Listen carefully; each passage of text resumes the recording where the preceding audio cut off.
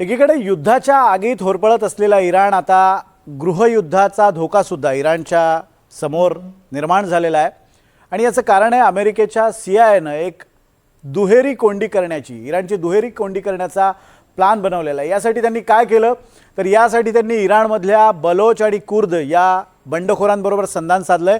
त्याचबरोबर इराकच्या कुर्दिश सैन्याला सुद्धा हाताशी धरून अमेरिकेनं एक मोठा प्लान तयार केला आहे। हा प्लान असा आहे की या सगळ्या बंडखोरांना इराणच्या अंतर्गत भागात ॲक्टिव्ह करायचं, त्यांच्या हाती शस्त्र द्यायची आणि इराणची दुहेरी कोंडी करायची। आपण पाहूयात। इराणमध्ये बंडखोरी उफाळणार, एकीकडे युद्ध तर दुसरीकडे गृहयुद्ध। कुर्दिश सैन्याला शस्त्रास्त्र देऊन सीआयए इराण आणखी पेटवणार।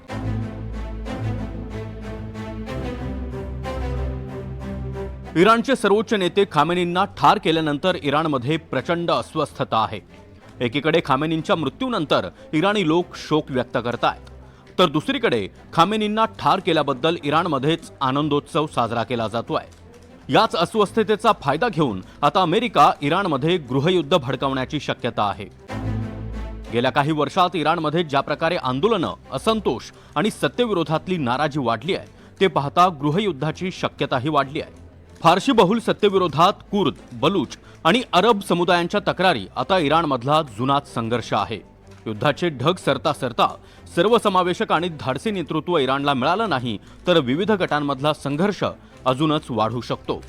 अस्वस्थ असलेल्या सिरिया आणि लिबियासारखी उदाहरणं इराणसाठी मोठा इशारा मानला जात आहेत। अमेरिकन गुप्तचर संस्था सीआयए इराणमधल्या कुर्दिश सैन्याला शस्त्रास्त्र देण्याच्या विचारात आहे। या निमित्तानं अमेरिकेला इराणमध्ये उठाव करता येईल। ट्रम्प प्रशासन इराणी विरोधी गट आणि इराकी कुर्दिश नेत्यांशी संवाद साधतंय। या बैठकांमध्ये लष्करी मदत पुरवण्याच्या पर्यायांवर देखील चर्चा झाल्याचं समजतंय। इराकच्या कुर्दिस्तान प्रदेशातल्या कुर्दिश लढवय्यांकडे हजारोंच्या संख्येनं सशस्त्र सैन्य आहे।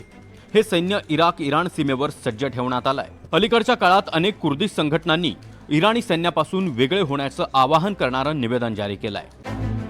त्यामुळे इराणमध्ये पुढच्या काही दिवसात उठाव होण्याची शक्यता नाकारता येत नाही। अमेरिका हा प्रयत्न अनेक वर्षापासून करते।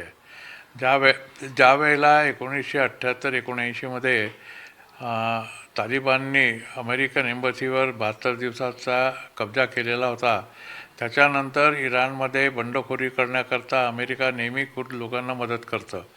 पण कुर्द लोक इराणच्या विरुद्ध लढायला तयार नाही आहेत। ते लोक इराक आणि इराणचे जे वरचा आहे, नॉर्थ ईस्टचा भाग आहे, तिथे ते लोक राहतात आणि तिथनं त्यांना बाहेर पडण्याची इच्छा नाही आहे। त्याच्यामुळे माझ्या मते अमेरिकेचा हा डाव फारसा सफल होणार नाही। इराणच्या शक्तिशाली IRGCच्या लष्करी तुकडीनं कुर्दिस्तानांवर वारंवार हल्ले केलेत। अगदी अलीकडच्या काळातही IRGCच्या डझनभर ड्रोन्सनी कुर्दिश सैन्याला लक्ष्य केलंय। या हल्ल्यांमुळे आधीच तणाव वाढलाय।